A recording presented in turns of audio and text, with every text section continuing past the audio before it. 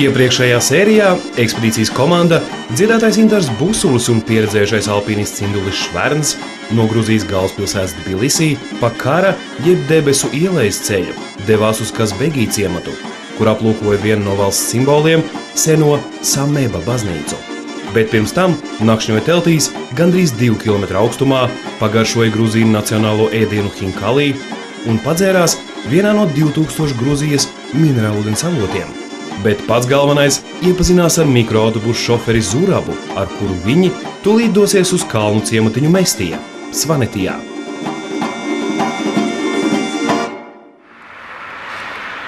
Привет. Ну давай еще. Что у вас есть? Много. Так, кто ставит маршрут? Может, наверное, спать не дали вчера, да? Эти девушки предлагали, нет, вчера? Нет. Нет? Нет. Честно? Как? Честно признавайся. Не предлагали.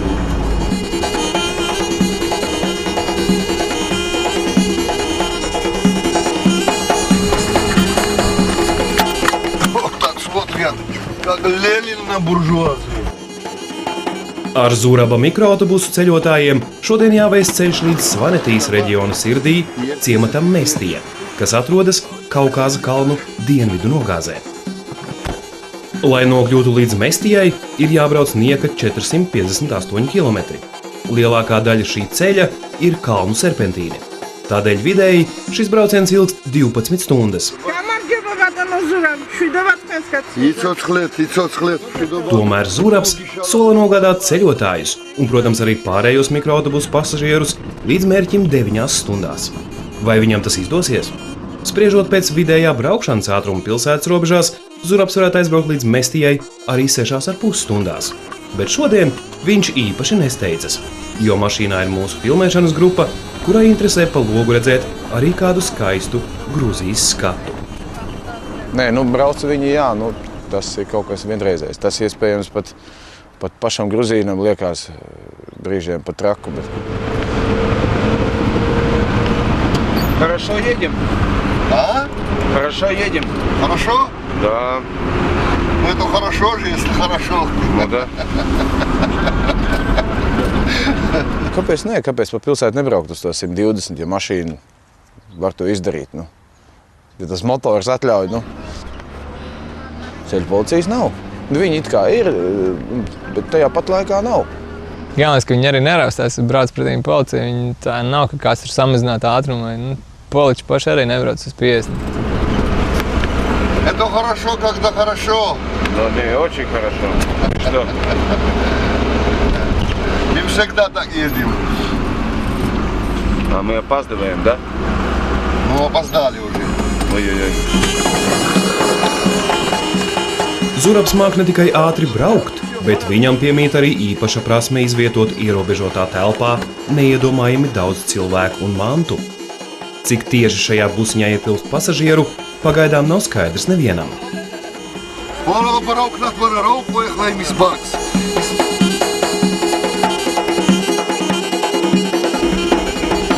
Viņam visu laiku zvana telefons.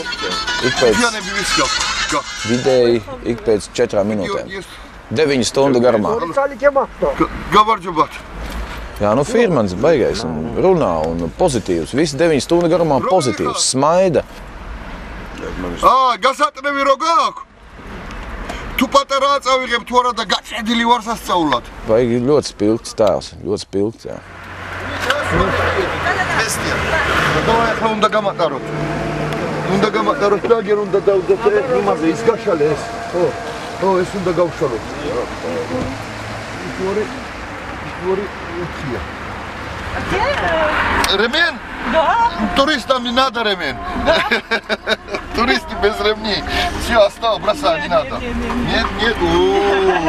Видишь, канун ворчит. По закону хочет она. А? По закону. Вот закон любит. Ничего страшного, не бойся. Все будет хорошо.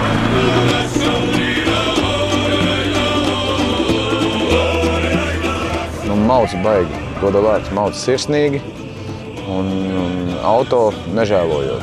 Kaut gan atkal ar auto jābrauc. Tur dzen garām pa 2 lāgiem, tā teikt. Viens apdzen un tas apdzen vēl vienu. Tā arī ir kā norma. Bet ja tiešām, ja nekāda apdraudējuma nav, nu kāpēc to nedarīt, vai ne? Kāpēc nedzīt garām, ja? Jo, ja, tu taču redzi, ka vēl jau 50 metrus tā pretējā mašīna var braukt vēl tā kā. Kāpēc neapdzīt tagad un tūlīt? Dīvaini, bet pēc oficiālās statistikas rādītājiem ceļu satiksmes negadījumu skaits Gruzijā ir krietni mazāks kā Latvijā. Varbūt līdzīgi kā daudzās dienvidu valstīs, atšķirīgs ir ne tikai braukšanas stils, bet arī saprašanās principi, kurus mums iebraucējiem laikam līdz galam nav lemts izzināt un saprast. Bet jā, tā hauss ir tieši pa autokustību, mēs runājam, jā, hauss ir baigais. Visi mauc, baltā zīme, pilsēta, vienalga, līdz galam. Jā, bet kā viņiem ir tas foršais teiciens, no mašīna jābrauc. Bet jā, tas bija mazliet šokējoši, bet beigās pēc 9 stundu braukšanas tas jau pieņems kā norma. Mēs tieši domājām, ja būtu braukuši ar vieglajām mašīnām, iespējams, mēs pat lēnāk būtu.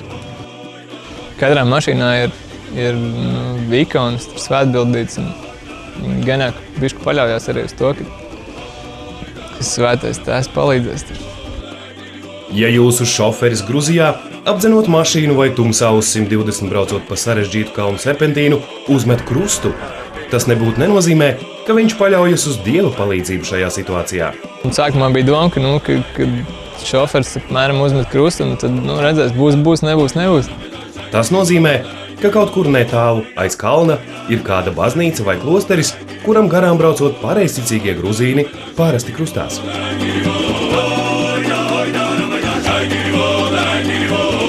Что мы будем сейчас? Кушать. Кушать? Все, давай будем. Нет проблем.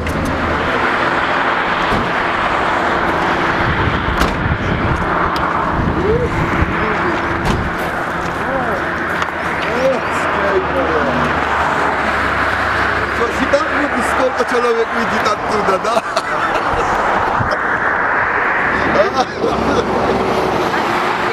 Klausies, ko mēs ņemam šeit vai to? Man liekas, šis bija labais. Ņemam pa 5, vai ne?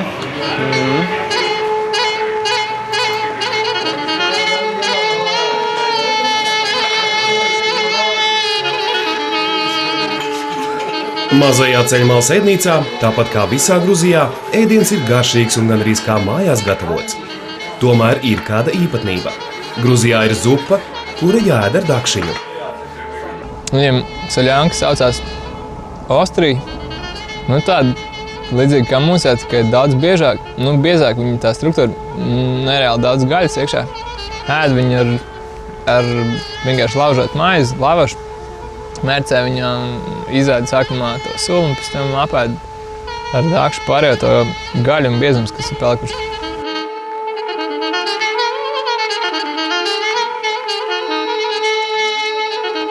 Сколько нам еще осталось? Километров. Чисто так. Ой, 380. О, мало, да? Давай, ням-ням, как вкусно, знаешь? Да. Давай, вперед. Назад? Все? А? Или мы сами? Нет, теперь. Понял. Назад у них есть. Они сваны, слушай, они только мясо едят. Понял.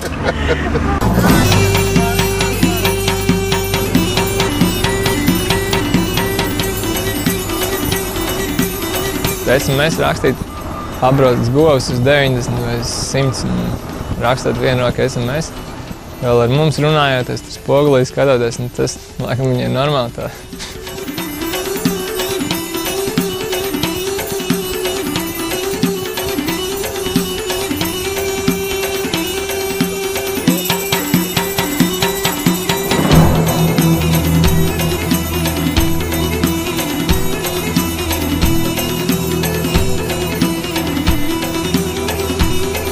ātrums nemainās, viss notiek, katru liekumu viņš zina, ņem pa iekšējo malu, tur brīžiem likās, ka būs iekšā zina.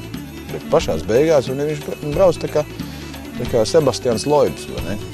Visi zina, viņš ceļu zina, viņš brauc jau gadus, vai ne? Un viņš arī īpaši tā, uz bremžas arī tā neizmanto. Viņš arī zina, ka bremža ir jāsaudzēja, sevišķi te brauc pa serpentīniem, kalnu ielējām un tā tālāk. Izskatījās, ka viņš to ceļu ir ciet acīm varētu izbraukt. Ka viņš to pārzina, nav tā, ka viņš pirmoreiz brauc un ja tādā veidā pirmoreiz brauc, tad būtu bišķiņ tā. Tad varētu pa pārgalvīgi jau to visu nosaukt. Jā, viņš vienkārši zina to ceļu no galvas. Viņš arī brauc uz 140, arī tāpat. Bišķi pārspīlēja, bet jā, savus 90-nieciņš, 100-nieciņš ir. Ir grūtāk kalniem augšā, ja jātiek, vai ne? Jāceļās kalnos, jārāpjās. Brīžiem nebija apmalīti, brīžiem bija noskaloti, starp citu aizskaloti kaut kādās 4 vietās. Daži tur vēma, tur kaut kādi maisiņi, vispār tur tāda ģimeniska atmosfēra. Tā, ka bērniem bija slikti un maisiņi ik pa laikam lidoja ārā pa logu. Viņš zina, kas notiek maršrutā, nekāda kultūras objekti un viss pārējais. Un viņš droši arī, noteikti, ja mēs pajautātu ievest mūs arī tajā maršrutā, tajā turisma maršrutā, vai ne, izmetīs tādu līkumu, tur arī cik es nopratu, tauta arī tur neprotestētu, kā viņš pats tur izteicās. Nē, ievedīsim, pagaidīsim, nav jau kur tā skriet, vai ne? Tikai 7 stundas braukuši. Tā kā es domāju, ka Gruzija ir varbūt lepna par Zurābu.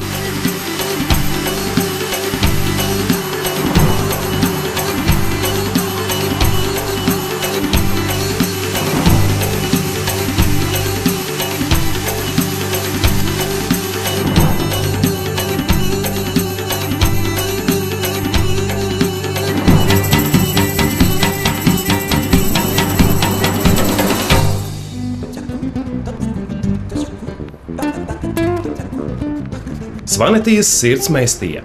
Līdz pat 19. gadsimtam Svanetija bija nošķirta no ārpasaules, jo uz šejieni varēja nokļūt tikai pa vienu ceļu un tikai vasarā. Lepnā, drošsirdīgā un brīvība mīlošā tauta Svani šeit dzīvo kā minimums 4000 gadu. Svani nekad nav mēģinājuši iekarot svešas teritorijas, un arī viņus nekad neviens nav pakļāvis. Svanetijā nekad nav bijusi dzimtbūšana, jo katrs svans ir personība, un viņš nekad nepieļaus kāda kundzību. Pat padomju vara šeit pastāvēja tīri teorētiski. Svanetijas ciematos tikai retais prot krievu valodu, taču joprojām runā savā svanu valodā.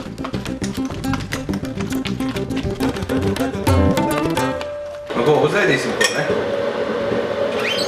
Kalns kā kāzās. Gruzijā ir pieņemts ciemiņus labi pabarot. Bagātīgais vakariņu galds ceļotājiem ir sarūpēts mājās pie Zuraba radinieka Erosī, kura dzimta Svanetijā dzīvo no ļoti seniem laikiem. Un arī patīkam, kad ģimenei viss tika.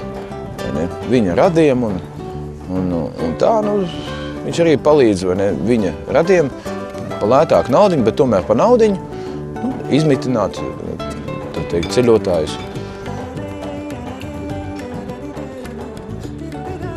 Erosī māja atrodas pašā Mēstijas centrā, un no tās paveras izcils skats ne tikai uz ciematiņu, bet arī uz gandrīz 5 km augsto Tetnuldī, jeb Baltā kalna sniegoto virsotni.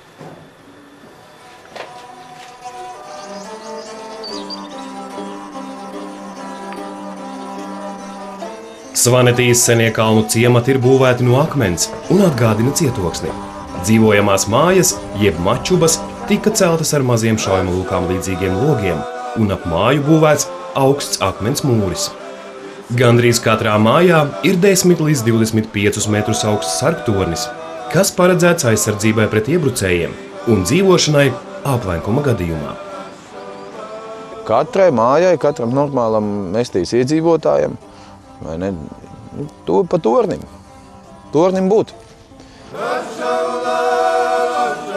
Droši vien kaut kādu savu statusu parādīt, tā, kad tu paļaujies nevis uz tādu kopēju aizsardzību, bet tur pats ar uz savu var noturēt visu to naidnieku. viņi ir ļoti lepna tauta, lepna. Vēsturnieki uzskata, ka Svanetijas torņi ir būvēti sākot no 9. gadsimta, bet lielākā daļa no tiem tapusi tā saucamajā zelta simtgadē, kad Gruzijā valdīja Bagrationu dinastijas cariene Tamāra.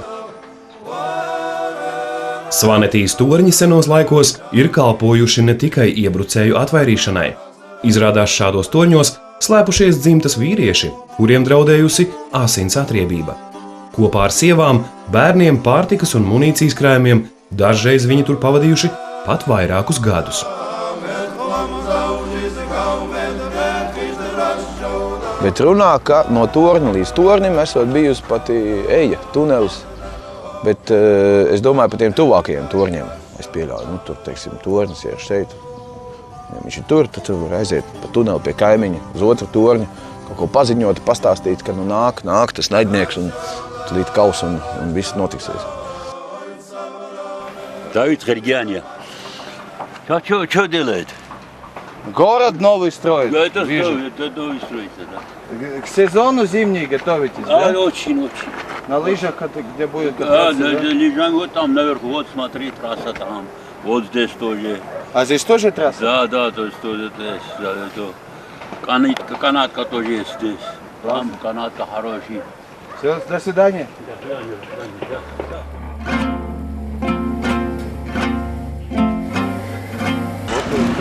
Да, местных работа есть сейчас, да. Nama tēvs Erosija kopā ar ceļotājiem dodas apskatīt Mestiju, kurā šobrīd notiek vērienīgi celtniecības darbi. Līdz ziemas sezonai šeit jābūt visam pabeigtam, lai Mestija kļūtu par izcilu kalnu slēpošanas kurortu.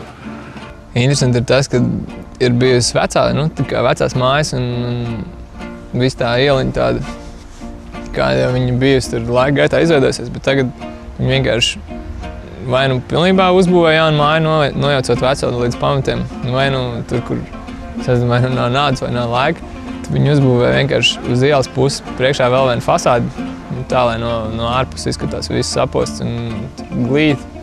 Nu, iekšā reāli ir tāpat vecā mājā atstāta. Да, новый построили. Новый. Это старый. Это старый. Pēc pāris gadiem droši vien, kad viņi būs pabeiguši visu to, tad lejā izskatīsies tā kā tādā Šamonī vai kaut kādā Šveicē. Tad smuki. Viņiem tā liekas. Erosija kā pamatiedzīvotājs nav priecīgs par seno māju nojaukšanu un pārbūvi. Viņam tuva ir Mestija ar mazajām ieliņām un senajām svanu akmens mājām. Man liekas, ka viņi dzenās pēc baigās tādas Eiropas un pēc, viņi grib attīstīt turismu. Līdz ar ko viņi grib panākt to, ka turistiem būs tas pats, kas Eiropa. Un, tā līdz galam neizprotot, ka ne jau lielākā daļa turisti ne jau brauc uz turieni tāpēc, lai redzētu atkal savu Šveici, bet tomēr kā viņiem tur ir bijis un kā viņi tur attīstījušies un dzīvojuši.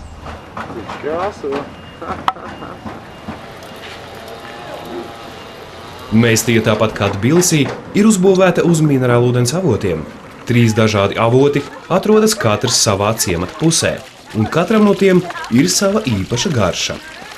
Tik daudz to minerālu ūdeņu veida ir, ļoti daudz. Bet tā katram ūdenim ir savs nosaukums, savu gāzīti, savu mazāk gāzīti, savu citu garšiņu. Jā, tā tur bija. Ar ūdeņiem viņi ir vienkārši pārgulēti zemi. Šies ar gāzīti tev? Ja? Jā, tāds konkrēti labs. Ar gāzi? Viens bija ļoti garšīgs, ar foršu tādu gāzīti pat jau uzreiz ar gāzīti. Otrajā vietā mazāk gāzīti, bet arī normāls. Uz gāzam. Pēc senas leģendas minerālūdens ar dabīgo uguļskābo gāzi dod ceļotājiem spēku, veciem cilvēkiem veselību, bet sievietēm skaistumu un mīlestību. Un kā mēs uzzinājām, Boržomija vispār nāk ārā pilnīgi galīgi karsts, un viņam pēc tam tā gāze tiek iedot pašam. Tā kā ļoti interesanti, cik dažādi vienā zemē var būt tie minerālu ūdeņu avoti. Es domāju, ka visu var dzert, bet ja tā garša ir pārāk intensīva, tad tad droši vien labāk nedzert, jo ir viņi paši taisa, kad ir vietas, kur ir ūdens, kurš ir tik koncentrēts tas minerāļu sastāvs, ka tu viņu pat vairāk pa glāzi nedrīkst dzert. Un tā, tas arī jūtams, ka tu viņu pagaršo. Viņš nav tāds viegls un dzerams. Bet tāds ir baigi koncentrēts, tad, protams, tad aizrauties nevajag. Interesanti. Es zinu, ka visiem skauž, ka mēs tādu ūdeni dzērām, bet jā, mēs dzērām tādu.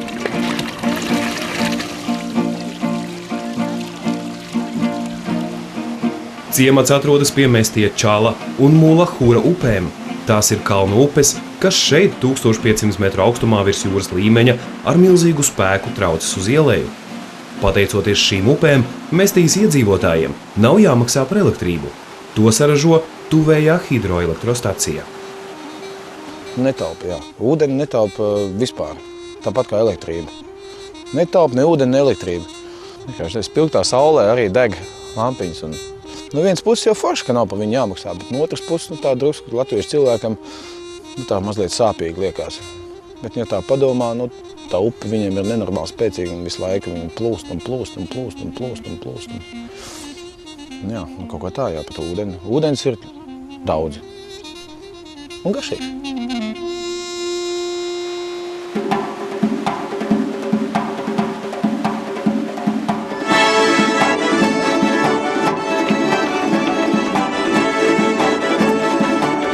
Ir pienācis īstais laiks doties atpakaļ uz mājām pie Erosija, jo līdz tumsai ir jāapskata slavenais Svanu tornis no iekšpuses un jāpalūkojās uz Mestiju no 12. gadsimta redzes leņķa.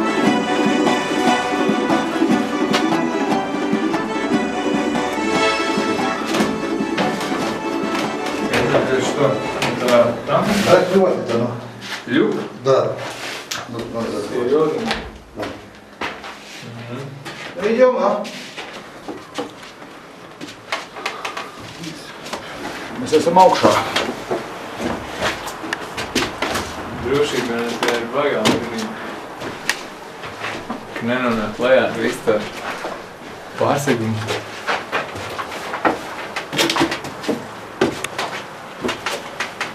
Из какого века это все? 12 12 века. 12 до 13 века. А вот отсюда что, стреляли? Там с луком? Может быть. Они близко жили тогда, если... Да. Близко, но друг другу помогали за это.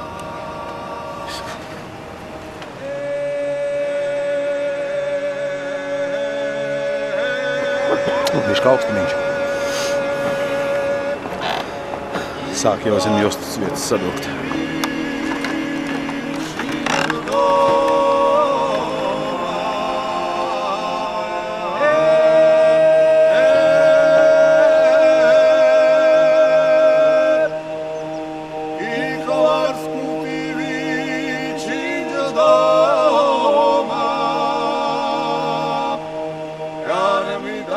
Spēcīgā un duļķainā kalnu upe, kas plūst caur seno Mestijas ciematu, sākas augstu kalnos.